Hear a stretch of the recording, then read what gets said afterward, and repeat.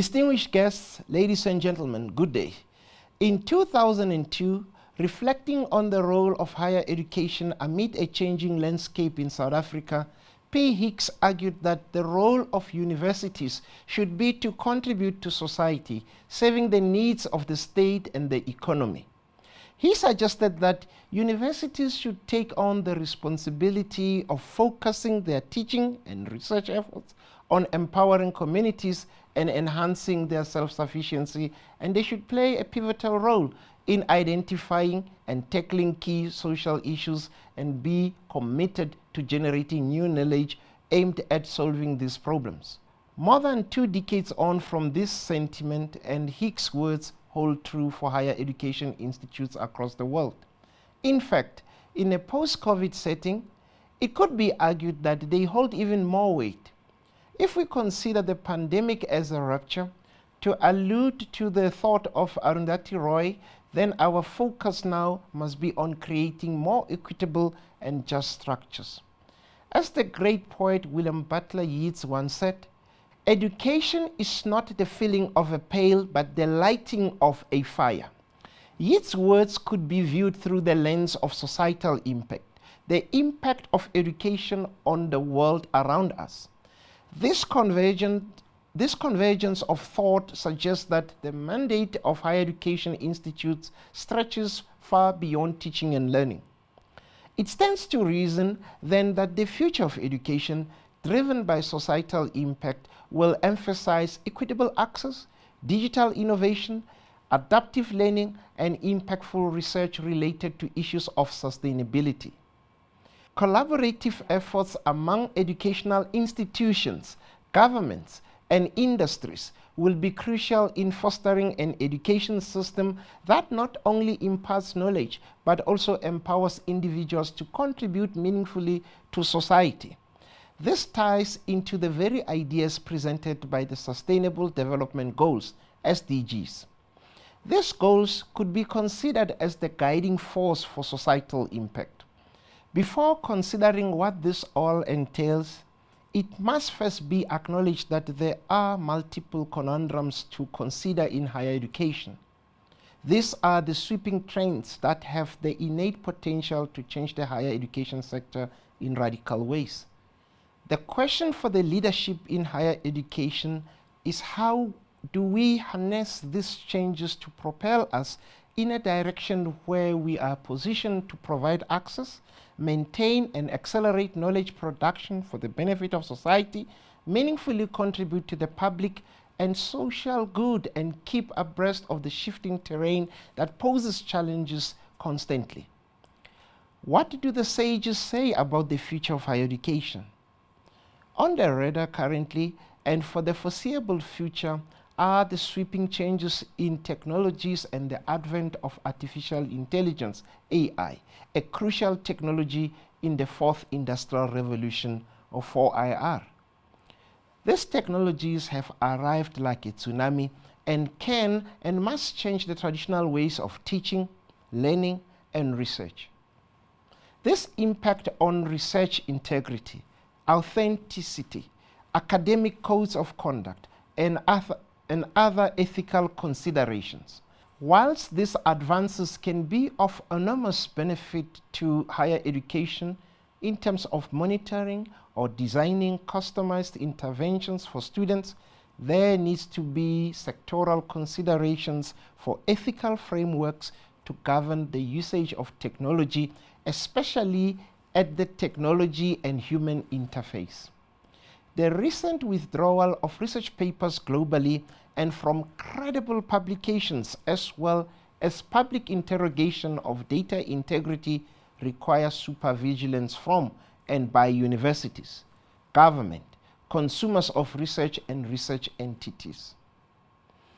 Like any industry, universities have to also maintain vigilance for cybercrime. There are also further considerations for the sector related to the very notion of the future of education through the lens of societal impact.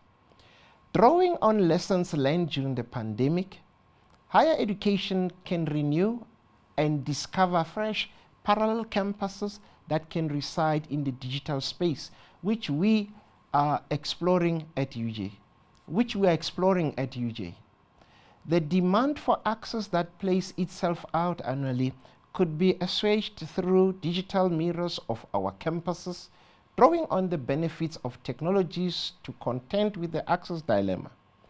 While this can be created anew and not merely replicated, it does require disruptive shifts to our pedagogical approaches to teaching, learning, and research. Universities need to adapt to a rapidly changing digital environment and must consider the needs of future learners. Universities will have to acknowledge that learning needs are changing. The need for more flexible pathways like micro-credentials or modalities of delivery have to change. This calls for disruptive shifts in pedagogical approaches, which necessitates collaboration and knowledge sharing among educational institutions globally. This effort requires collaboration across various stakeholders, including governments, educational institutions, tech companies, and communities. This can be viewed as a form of multilateralism aimed at broadening access and inclusivity in education.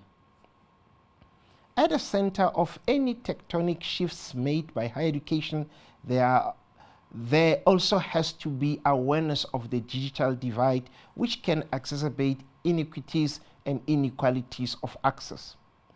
This can be considered to be a major conundrum in higher education. All shifts by institutions must take into account the context of our students, the hidden costs of technologies, and the need for careful planning and resource allocation. It is a fallacy that quality education delivered online is cheaper and thus requires less resources. In 2020, Yanchis outlined that 3 factors impact the digital divide.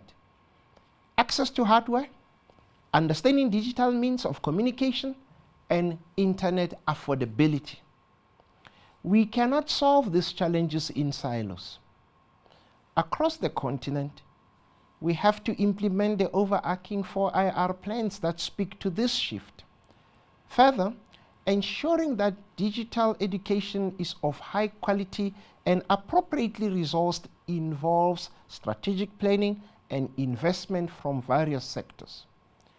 Multilateral partnerships can help posit solutions, pool resources, share costs, and develop infrastructure that supports high-quality online education. The often-heard refrain that universities must produce work-ready graduates for the economy and that the panacea for all societal problems are placed at the proverbial higher education doorstep must also be challenged. This is a mechanistic and instrumentalistic view of the role and function of a university or a higher education institutions. Universities are situated within a socio-political economic context, and the flailing economy cannot be resolved by higher education alone. Universities need to cultivate good relationships with potential employers, with other societal institutions. This must not be in an instrumentalistic way. The salient question will be to ensure that graduates are employable. For example, a recent UJ survey demonstrated that adaptability is the characteristic most valued by employers.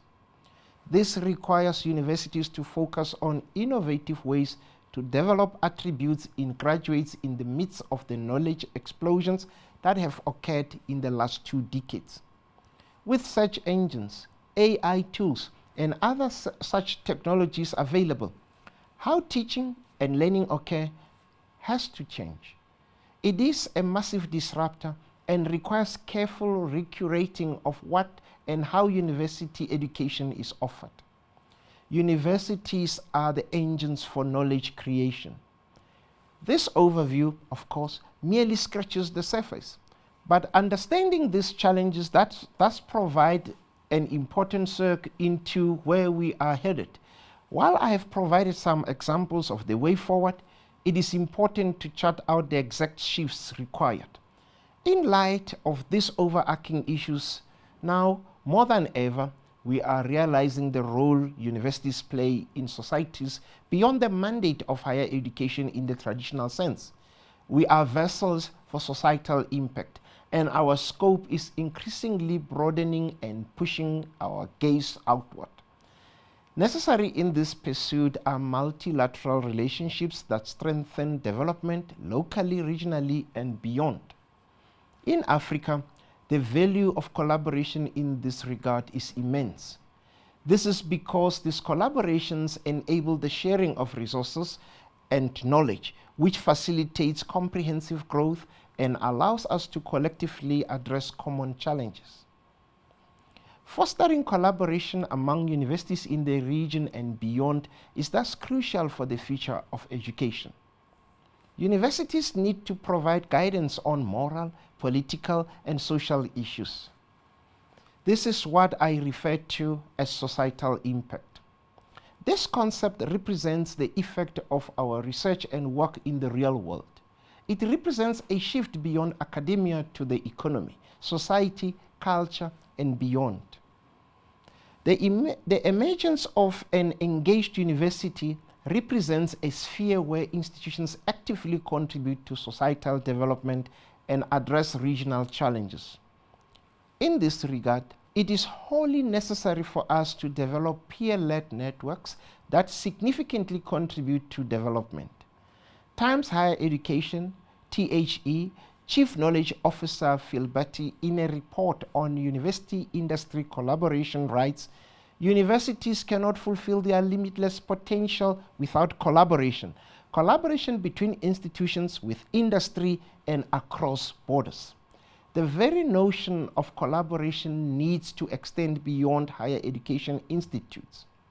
The Dowling Review of Business University Research Collaborations suggests that strategic business university research collaborations entail a range of benefits and allow challenges to be addressed by research questions that have tangible applications.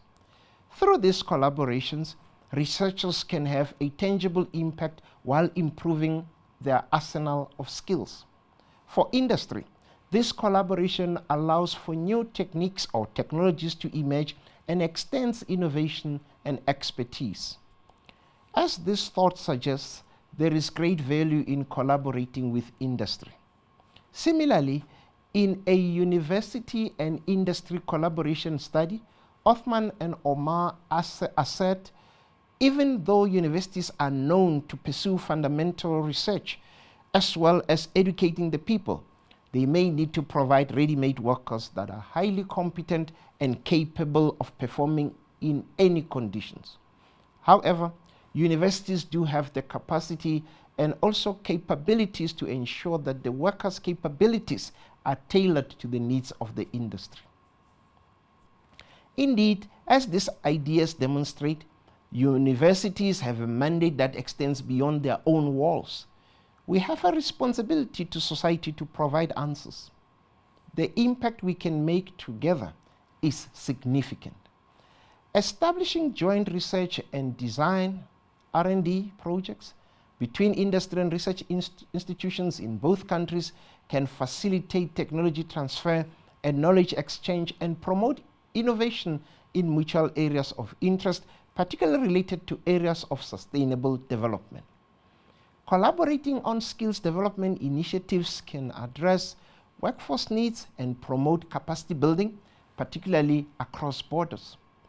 The economist Ricardo Hausmann argues that this is how the working population gains know-how, which he defines as a combination of implicit knowledge and experience. This knowledge transfer alongside capacity building initiatives speaks directly to inclusive economic growth and job creation. Hausmann's thesis suggests that there is much more to be gained by international knowledge transfer, especially as countries in Africa look to leapfrog. Related to my previous point, facilitating the transfer of technology from research institutions to industry can also stimulate innovation and economic growth. Supporting entrepreneurship and startup incubation can spur economic development and job creation. Collaborative initiatives such as accelerator programs or venture capital funds can provide resources and mentorship to aspiring entrepreneurs in both countries. As Hausman suggests, there is much more to be gained by widening this collaboration beyond borders. At the University of Johannesburg, for instance, we have begun to emphasize societal good based on the convergence of our interest in 4IR and achieving the Sustainable Development Goals. This concept represents the effect of our research and work in the real world. In fact, through our various faculties and institutes, we are already producing dynamic, exciting, and relevant research. We are working hard to explore how we can leverage this idea in conjunction with other organizations. Already, there has been progress in this regard. But from a collaborative standpoint, there is much more to be done. UJ will soon launch its new strategic plan, which will take us to 2035 that speaks to this vision.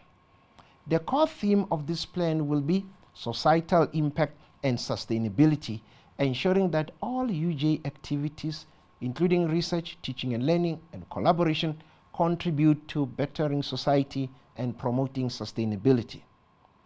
This, of course, is not a solo undertaking. The points I have made suggest that this should be viewed as a clarion call that reverberates across higher education institutes, the continent, and beyond. Indeed, in the pursuit of societal impact, collaboration and mutual understanding creates a space where diverse perspectives converge, where innovative ideas are nurtured, and where the seeds of future collaboration are sown. As the United Nations Secretary General Antonio Guterres once said, "I am deeply convinced that there is no other way to deal with global challenges than with global responses and organized in a multilateral way." If this indeed is now our mandate as universities, then we must both offer and welcome collaboration, particularly within the continent as we seek to address many of our common challenges. This is how the very notion of the engaged university emerges in the future of education. I thank you.